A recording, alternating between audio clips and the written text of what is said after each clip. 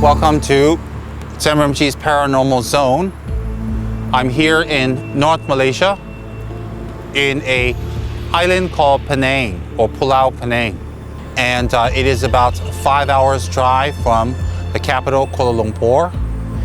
And it's an island and it's surrounded by the sea, and it's very modern, it's very advanced.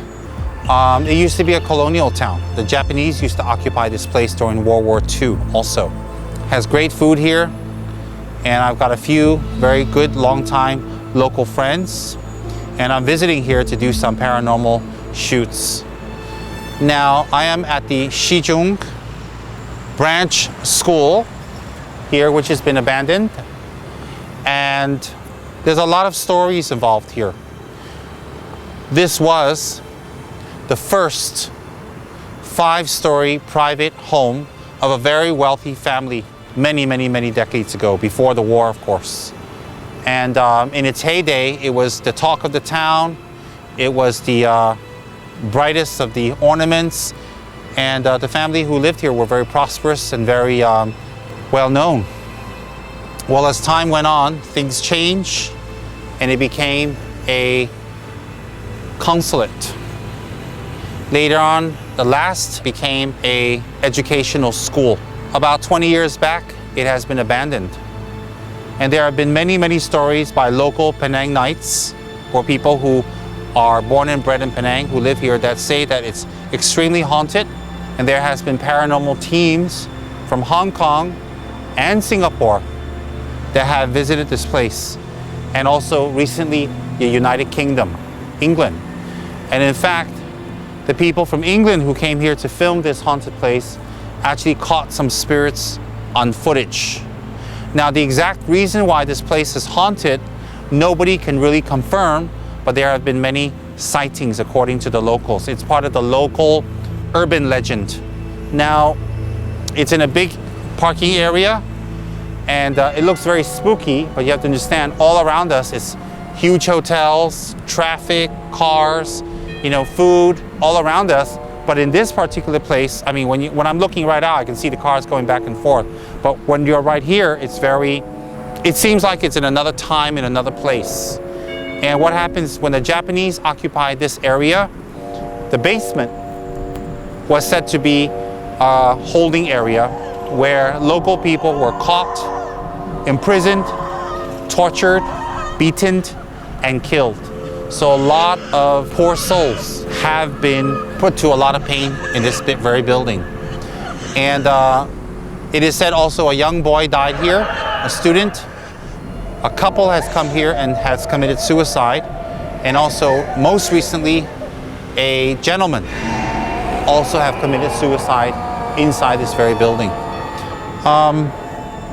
Suicides, torture, death, unhappiness, sadness, all leave their energy and leave their imprints in a particular place. And sometimes they leave their energy there for it to be played over and over and over again. So whenever someone comes, it's almost like a theater or a movie or a DVD where the event that happened is played over and over again. It could be also the actual beings who have died in this very place. That is their last memory. That is their last recall. And they are extremely attached and sad to this place, because this is where they died. This is where their body separated from their mind. So that's a very powerful kind of place for people. And those who are sensitive sometimes can feel, see, perceive, or imagine in their mind's eye something here. Well, right now we haven't seen anything happen, but it is the place of a lot of paranormal activity, apparently. But I'm going to tell you my little story here tonight. Back in Los Angeles, when I was in my teens, this great master from Tibet, SMRMG, came to our residence. And he was there for about 6 months and gave a series of talks and special rites. And I was very privileged to be one of the people there to participate. And along with his entourage came a great translator. And this translator lived in Switzerland, and he came to America specifically to stay in our place to translate for the series of talks.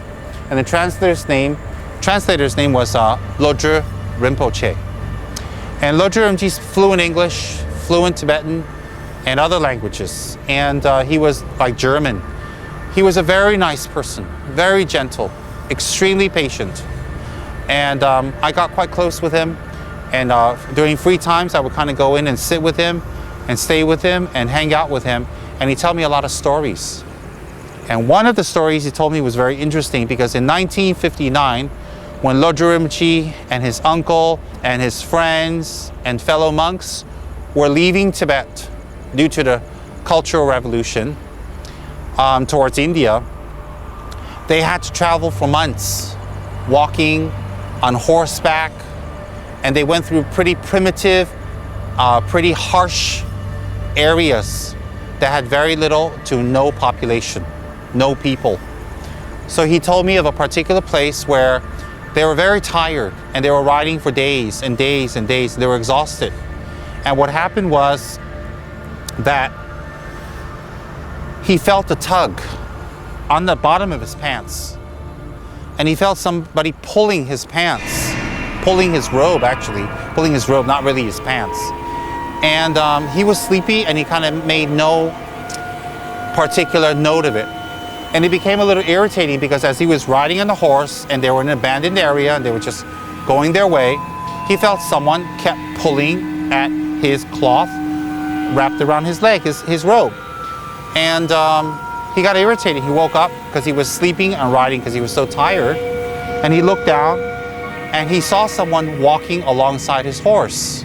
And he found that very odd, because who would be walking in such a place with them when everybody's on a horse? Nobody can walk that long and at night. So he kind of really shook himself awake. And when he looked again, the person that was pulling on him, on his clothes, around his leg area, looked up at him, and the person had a red face. No particular other distinguishing characteristics, but the person had a very bright red face, and he felt that was a sort of a spirit. He felt something was wrong. So he did his prayers and he kind of shook his leg, and that red-faced person disappeared. Nobody know where he came from or what, but that area is said to possess a type of spirit that looks like that. So as they rode along, they came across a bridge, and you have to understand that Tibetan bridges are not like the Penang bridge or the bridges that, as we know, made of mortar and steel and concrete. But Tibetan bridges, the ones that time, were made of rope and wood. And the rope and wood would be tied together, and it would be a very narrow bridge where you would have to walk across carefully. And the wood was the planks at the bottom of the bridge, tied by the ropes on the side and suspended from one side of the valley to the other. I mean, it's very primitive. It's really back in time. It's really Indiana Jones time. I mean, if you've seen those bridges on Indiana Jones, they look like that. So what happened was, these rope plank bridges, you have these planks. And the planks, you have to walk carefully, because you have a plank, then an empty space, a plank, and an empty space, a plank, and an empty space. And that's how the bridge was. Of course, the empty space was not that big, and it can only fit one person to walk through, or one horse. So if there's someone coming the other side, you gotta back out, or they gotta back out. So it's really a narrow bridge. And so it's quite scary, and it's over a river, okay? And he told me that they had no choice, they had to cross over. So he was on his horse. And when he was on his horse and he was riding, around that area towards the bridge, he suddenly felt a weight. He felt a weight, and he felt someone riding behind him. Suddenly, out of nowhere, there is someone riding on behind him, and he can feel the person's body against his. He can feel the person sitting on the horse behind him, and he said, okay, this has got to be a spirit. So what he did was, he has an upper robe, it's called a zen, and it looks like a shawl. He took the shawl, he flipped it backwards and wrapped it around that person or being behind him and pulled it forward. And when he pulled it forward, he recited some mantras and the person disappeared. He recited some prayers or mantras. Mantras are sacred words of power, and the person disappeared. So the shawl or the zen got pulled toward his body, and the person just completely disappeared. Then they arrived at the bridge. When they arrived at the bridge, the real drama happened.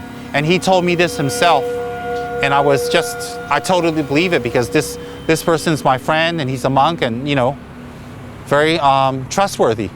So what happens when he was crossing the bridge?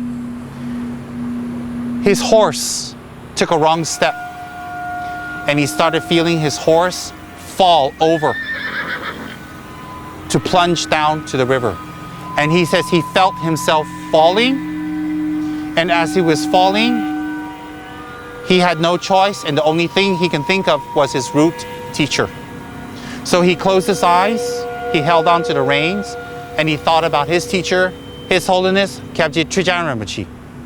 And that he thought about his teacher, and the minute he thought about Trijang Rinpoche, he said he doesn't know what happened, but immediately the horse and him went back onto the bridge. He felt a force just go back on.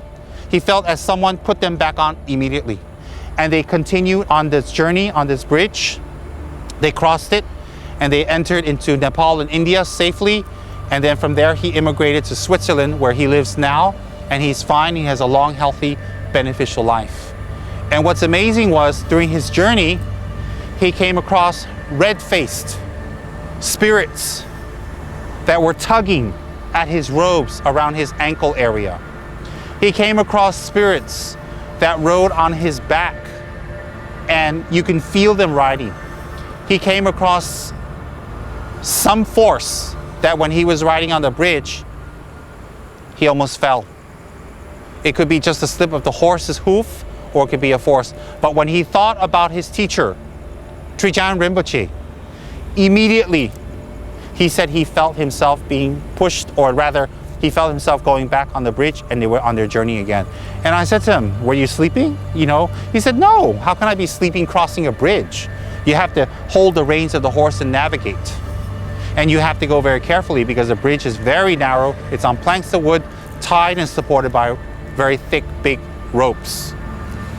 So I thought I'd share that interesting paranormal story with you from a great teacher from the land of the snows. Today, in front of Shih Chung Branch School, which is said to be very haunted, here in Penang, North Malaysia. Thank you for listening in. I hope you enjoyed the story. Good night.